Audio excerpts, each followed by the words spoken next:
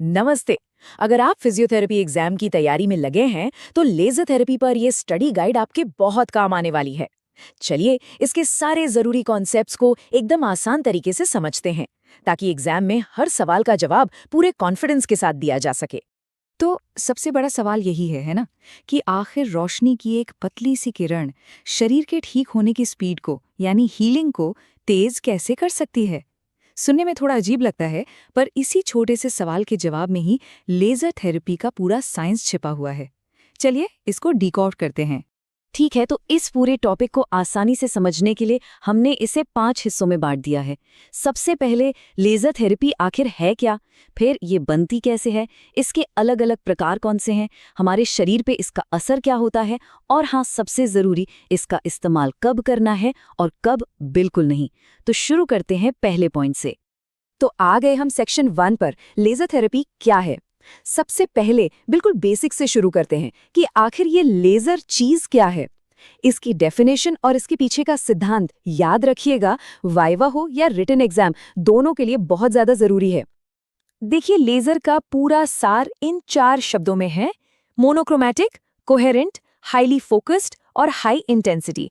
इन चारों को बिल्कुल अच्छे से याद कर लीजिए, क्योंकि यही वो 4 प्रॉपर्टीज हैं जो लेजर को हमारे घर की आम टॉर्च लाइट से एकदम अलग और खास बनाती हैं। अब आते हैं इसके सबसे अहम सिद्धांत पर, जिसे कहते हैं स्टिम्युलेटेड एमिशन। इसको आप लेजर का इंजन समझ सकते हैं। यही है जो सारी प्रक्रिया को चलाता है।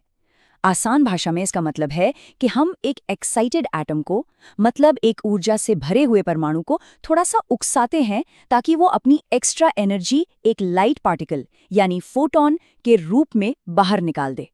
ओके, तो सिद्धांत तो समझ आ गया, स्टिम्युलेटेड एमिशन। पर अब सवाल ये है कि आखिर इस सिद्धांत का इस्तेमाल करके एक पावरफुल लेजर बीम बनाई कैसे जाती है, क्या क्या चीजें लगती हैं इसमें, चलिए देखते हैं। तो मोटा मोटा एक लेजर बनाने के लिए 3 मेन चीजें चाहिए। पहला, एक्टिव मीडियम, ये वो चीज है जिसकी एटम्स को हम एक्साइट करेंगे। दूसरा, एक एनर्जी सोर्स, ये एक पंप की तरह है जो इन एटम्स में एनर्जी भरता है। और तीसरा, ऑप्टिकल रेजोनेटर, ये 2 शीशे होते हैं जो लाइट की ताकत को कई गुना बढ़ाते हैं। अब देखिए ये बनता कैसे है, प्रोसेस बड़ा मजेदार है। सबसे पहले एनर्जी सोर्स एटम्स में ऊर्जा पंप करता है, फिर ये एक्साइटेड एटम्स लाइट के पार्टिकल्स यानी फोटॉन्स छोड़ते हैं। ये फोटॉन्स 2 शीशों के बीच में आगे पीछे टकराते रहते हैं और हर टक्कर से लाइट और भी तेज होती जाती है। और आखिर में जब लाइट काफी पावरफुल हो जाती है तो वो एक शीशे से तेज फोकस्ड बीम के रूप में बाहर निकल जाती है। वही है हमारी लेजर लाइट। और हाँ, यहाँ एक बहुत ज़रूरी एग्जाम टिप है, इसको नोट कर लीजिए। जब भी एग्जाम में लेजर प्रोडक्शन का डायग्राम बनाने को आए तो एक्टिव मीडियम, एनर्जी सोर्स और दोनों मिरर्स को एकदम साफ साफ लेबल करना मत भूलिएगा। एग्जामिनर्स इस चीज़ पर खास ध्यान देते हैं। सही लेबलिंग से आपको पूरे मार्क्स मिलने के चांस बढ़ जाते हैं। चलिए अब आगे बढ़ते हैं और बात करते हैं लेजर के क्लासिफिकेशंस की, यानी इसके अलग अलग प्रकारों की।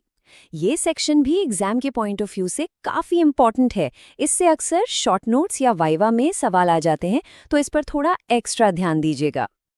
देखिए लेजर को हम कई अलग अलग आधार पर क्लासिफाई कर सकते हैं, जैसे कि एक्टिव मीडियम के आधार पर कि वो सॉलिड है, गैस है या सेमीकंडक्टर।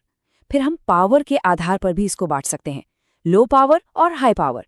ध्यान रखिएगा, फिजियोथेरेपी में हम लो पावर लेजर्स का इस्तेमाल करते हैं, हाई पावर लेजर्स सर्जरी में काम आते हैं। और तीसरा आधार है वेवलेंथ। ठीक है, तो अब तक हमने साइंस और टेक्नोलॉजी की बात की। अब आते हैं असली मुद्दे पर। ये लेजर बीम जब मरीज के शरीर पर पड़ती है तो आखिर होता क्या है, ये काम कैसे करती है, इसके शारीरिक और चिकित्सीय प्रभाव क्या हैं, चलिए इसको समझते हैं। जब लेजर लाइट शरीर के टिश्यूज पर पड़ती है तो वो सेल्यूलर लेवल पर यानी हमारे सेल्स के अंदर जाकर काम करती है। इससे कई फायदे होते हैं, जैसे दर्द में कमी आती है, वहां पर ब्लड सर्कुलेशन बढ़ जाता है, इन्फ्लेमेशन यानी सूजन कम होती है और टिश्यू हीलिंग तेज हो जाती है। मूल रूप से लेजर हमारे शरीर की नेचुरल हीलिंग प्रक्रिया को एक बूस्ट देता है।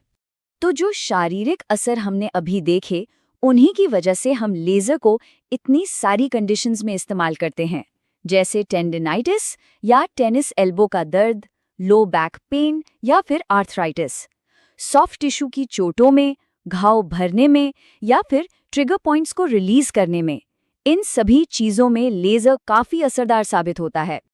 चलिए, अब हम आखिरी सेक्शन पर आ गए हैं। यहाँ हम बात करेंगे इसके एप्लीकेशन और कॉन्ट्राइंडिकेशंस की, मतलब लेजर थेरेपी के फायदे क्या हैं और इससे भी ज्यादा जरूरी वो कौन सी स्थितियां हैं जहां इसका इस्तेमाल बिल्कुल भी नहीं करना चाहिए। ये सेफ्टी रूल्स एग्जाम और क्लिनिकल प्रैक्टिस दोनों के लिए सबसे जरूरी हैं। तो एक तरफ देखें इसके फायदे, ये नॉन इन्वेजिव है, इलाज में दर्द नहीं होता और हम इसे बिल्कुल सटीक जगह पर टारगेट कर सकते हैं। पर दूसरी तरफ है इसके कॉन्ट्राइंडिकेशंस, यानी एब्सोल्यूट नो, जैसे कि कैंसर वाली जगह पर, प्रेगनेंसी में पेट के ऊपर, आंखों पर तो गलती से भी नहीं, थायराइड ग्लैंड के ऊपर या जहां एक्टिव ब्लीडिंग हो रही हो। इन स्थितियों में लेजर का इस्तेमाल नहीं करना है। Safety first always. तो सारी बात का सार ये है कि लेजर थेरेपी जब सही तरीके से, सही कंडीशन में और सही डोज के साथ इस्तेमाल की जाए तो ये फिजियोथेरेपी के लिए एक बहुत ही पावरफुल और असरदार टूल है। ये सिर्फ रोशनी नहीं है, ये टारगेटेड हीलिंग है। तो ये था हमारा लेजर थेरेपी पर एक क्विक स्टडी गाइड। उम्मीद है इससे आपके कॉन्सेप्ट्स क्लियर हुए होंगे। और जाते जाते एक सवाल आपके लिए छोड़ जाते हैं, सोचिएगा जरूर। जैसे जैसे टेक्नोलॉजी आगे बढ़ रही है, रिहैबिलिटेशन में इस तरह की लाइट बेस्ड थेरेपीज के और क्या क्या नए एप्लीकेशन हो सकते हैं। सुनने के लिए धन्यवाद।